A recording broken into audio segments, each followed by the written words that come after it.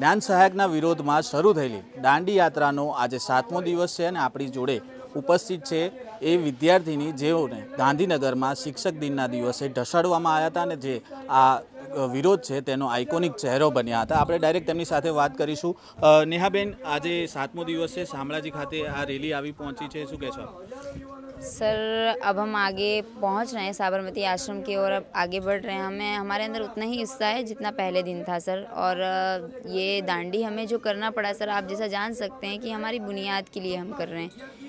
यदि शिक्षक स्थायी नहीं होगा तो ये एक दिन कायमी शिक्षक इतिहास बन जाएगा सर। ये लड़ाई अपने अस्तित्व के लिए लड़ रहे हैं सर। हम किसी पक्ष के विरोध में या पक्ष के खिलाफ नहीं लड़ रहे हैं, ये हम अपने अधिकार के लिए लड़ाई लड़ रहे हैं। तो ये अधिकार की लड़ाई है और अधिकार की लड़ाई में चाहे कोई कितना भी घसीटे या खींचे ताने, हम लोग अपना जो कहते हैं ना सर कि हिम्मत से आगे बढ़ रहे हैं और हमारे अंदर उतना ही हौसला है और हमारे साथ जुड़ने वाले लोगों का भी हम उतना ही अभिवादन करते हैं सर। હવે રેલી એ જગ્યાએ પહોંચી રહી છે જ્યાં અગાઉ પોલીસ સાથે ઘર્ષણ થયું હતું, વિદ્યાર્થીઓને ઢસાડવામાં આવ્યા, અટકાયત કરવામાં આવી અને ફરીથી એ જગ્યા પર ગાંધીનગરમાં જાય છે। जी सर, अब वो स्थल ऐसा हो गया है सर कि हमारे लिए एक यादगार दिन हो गया है कि अब हम उसे याद करते हैं तो हमें अपना इतिहास भी याद करना पड़ता है और भविष्य के लिए लेकर हम चिंतित भी होते हैं सर। हम उस जगह जा रहे हैं जहाँ पर हमें घसीटा गया था, तो सर हम अपने अस्तित्व के लिए लड़ रहे हैं, तो वहाँ तक आगे बढ़ना हमारा फ़र्ज़ है और हम आगे बढ़ेंगे क्योंकि हमें अपनी आवाज़ को उस विधानसभा तक पहुँचाना है जो हमारी बात सुनना नहीं चाहते सर। तो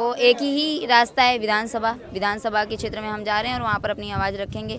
और बात ये है कि वो सुनना नहीं चाहते तो उन्हें सुनना पड़ेगा सर। यदि कोई सुनना नहीं चाहता तो उसे सुनना पड़ेगा क्योंकि वो तैयार हो जाएँ। किसी की छाती 56 की होने से ये गुजरात है सर, मणिपुर नहीं।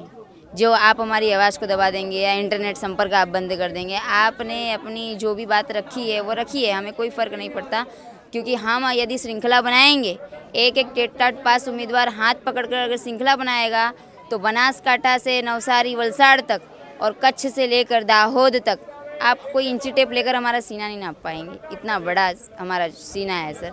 तो हम उसी हौसले से आगे बढ़ रहे हैं और आगे बढ़ते रहेंगे।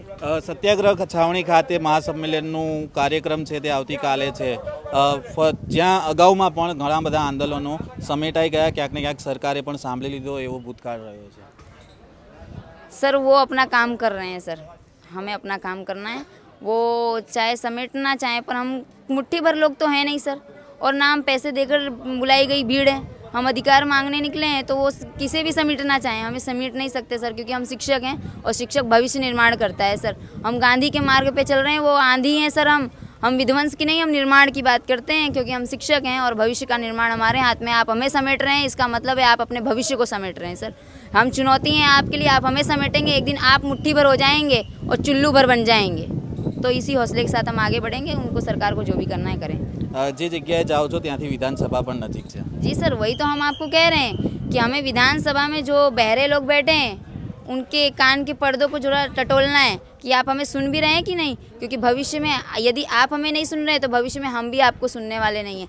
आपने एक समय ऐसा था हमसे थाली बजवाई, हमने थाली बजाई। एक समय ऐसा था आपने कहा घंटी बजाओ, हमने घंटी बजाई। एक समय आपने कहा अपने शहरों में जाकर थाली पीटिए, तो हमने थाली बजाई। अब यदि आप हमारा साथ नहीं देंगे, आप हमें नहीं सुनना चाहते, तो अब हम आपके खिलाफ बटन दबाएंगे सर। क्योंकि आप यदि हमें सुनना नहीं चाहते तो हम आपके लिए बटन क्यों दबाएं सर, क्यों आपके लिए थाली और ताली बजाएं। अब हम बटन दबाएंगे और बटन से हम अपना भविष्य सुनिश्चित करेंगे सर।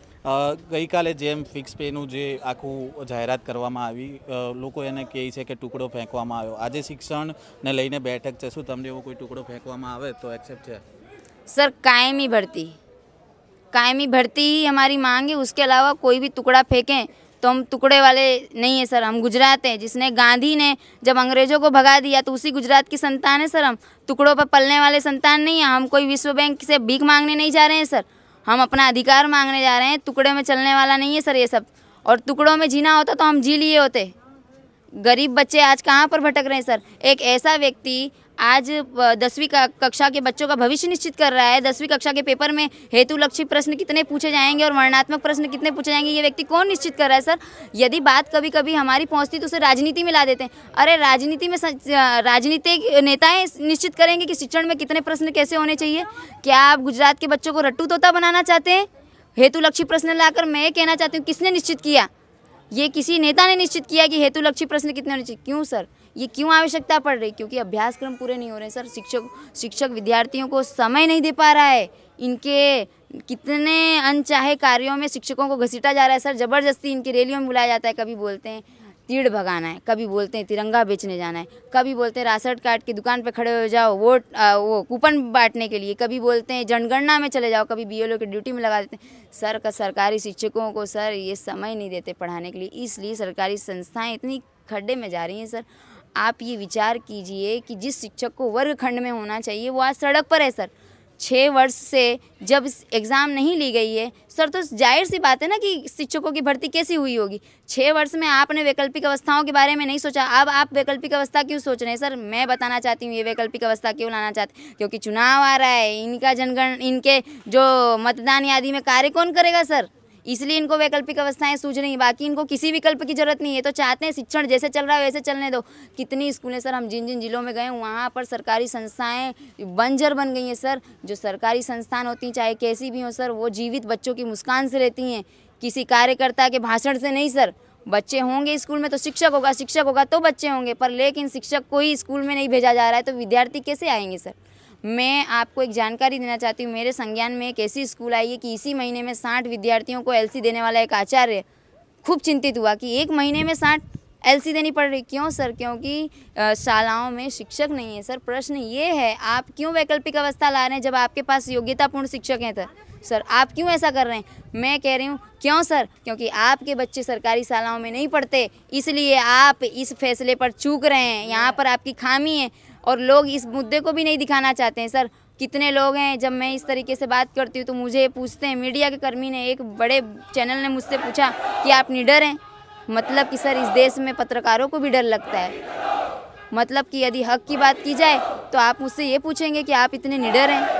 मतलब आपको डर लगता है प्रश्न पूछने में मुझसे, और मेरे इंटरव्यू नहीं दिखाते कि चलो रहने दो, नहीं बताते हैं, नहीं तो ये सब पोल पट्टी खुल जाएगी। कोरोना काल में क्या किया शिक्षकों के साथ आपने? शमशान गिनने के लिए रख दिए। जब प्राइवेट इंस्टीट्यूट अपने बच्चों को ऑनलाइन पढ़ा रहे थे तो आपने अपने शिक्षकों को क्यों नहीं कहा कि आप भी ऑनलाइन पढ़ाइए, घर घर जाकर पढ़ाइए? आपने क्यों शमशान में शिक्षकों को भेज दिया सर, लाशें गिनने के लिए और एम्बुलेंस गिनने के लिए सर?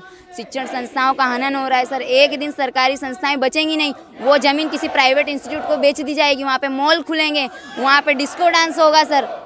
ये भविष्य का हनन हो रहा है सर। भविष्य के लिए लड़ रहे हैं हम, तो खत्म हो जाएंगे सर। हमारी ज़िंदगी कितने दिन चलेगी सर? पर आने वाले भविष्य जो बच्चे हैं, गरीब के बच्चे कहाँ पढ़ने जाएंगे सर? गरीब के बच्चे इसलिए गरीब रहेंगे क्योंकि उनको राम का नारा दिलवाना है सर। આજે તમે નીડરની વાત કરીએ, નીડર એટલા માટે પણ કહેવામાં આવે કે કદાચ તમને અગાઉ તમે વિદ્યાર્થીઓ સાથે સાંભળવા મળ્યું હતું કે ધમકીઓ પણ મળી છે।